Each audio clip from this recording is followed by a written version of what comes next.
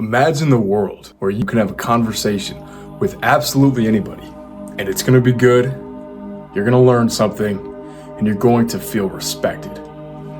Conversation is something that everybody struggles with to an extent, and some people are better than others. Some people just have that.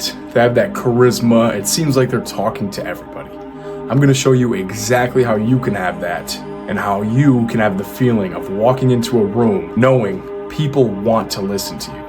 Now, the main point I'm going to start out with is that you need to not worry about talking. What do I mean?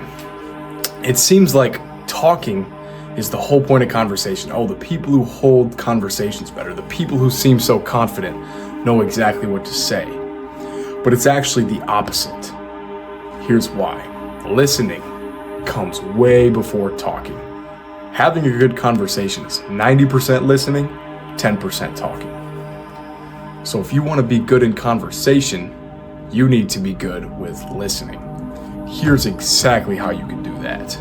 Listening comes from the authentic vibration of caring what the other person has to say.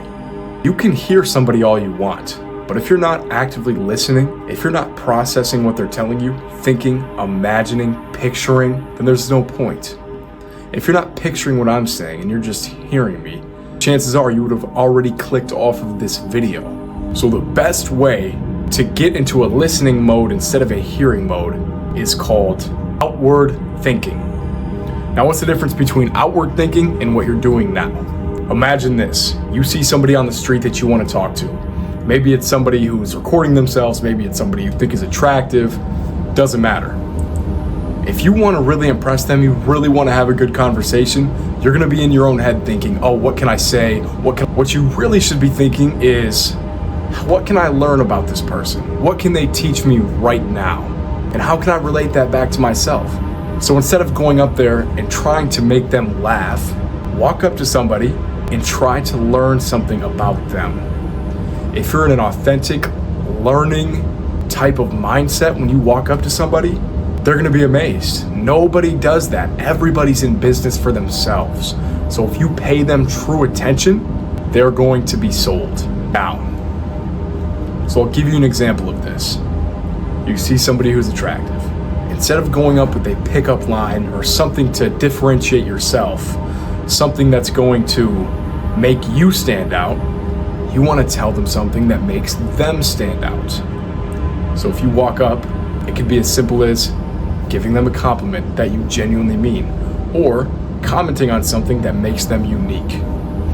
Maybe they have really bright pink shoes on, or really super clean white shoes, and everybody else is kind of more in a dreary type of style that day. Point that out. Say, hey, I really like those pink shoes. You're like the only person that's wearing those. Imagine if somebody walked up to you on a day that you just happened to pick out something different and gave you a compliment about that. How good would you feel about that conversation? That's what you're trying to inspire in them, and that's what's going to make them want to talk to you. Now, if you're still with me, I need you to get a paper and pencil out, or open the notes app in the side or something. I need you to write one word down right now, and that word is value. Why is that word important? Any conversation or any interaction you've ever had, whether it's with a friend, family member, absolutely anybody, you are there and they are there for value. Let me explain. Let's say you go into the barbershop. Why are you even at the barbershop? You're there to get a cool, fresh haircut. That's their value. Why are they cutting your hair? They're trying to make money. That's your value as a customer. It's the same way with every single conversation. Now, some people might say, oh, you're thinking about it too much, you're going too deep, but no.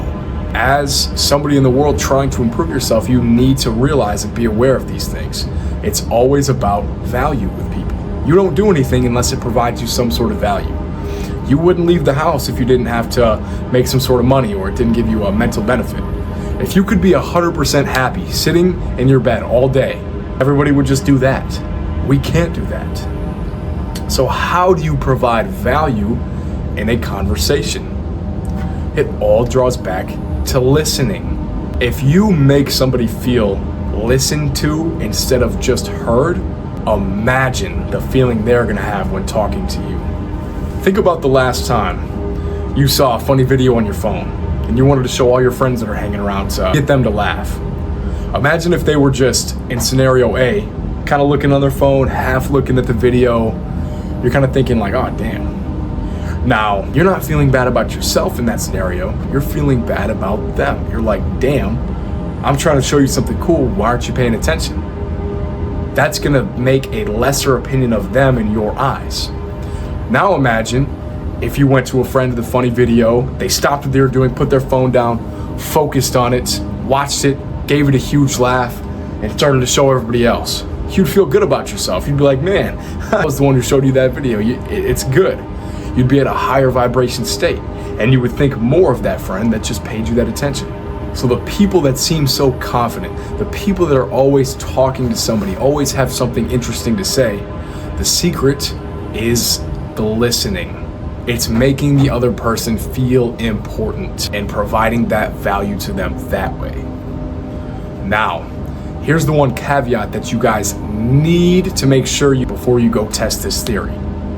Some people go too far with this. Let me explain how. You all know that one person, maybe in the friend group, who probably gets rejected a lot, probably doesn't get paid attention to, gets made fun of in the friend group. This is because they take this too far and they turn the kindness and authenticity of listening into niceness, which is one step too far. First there's apathy, then there's listening, then there's niceness. You want to be right in the middle when it comes to listening.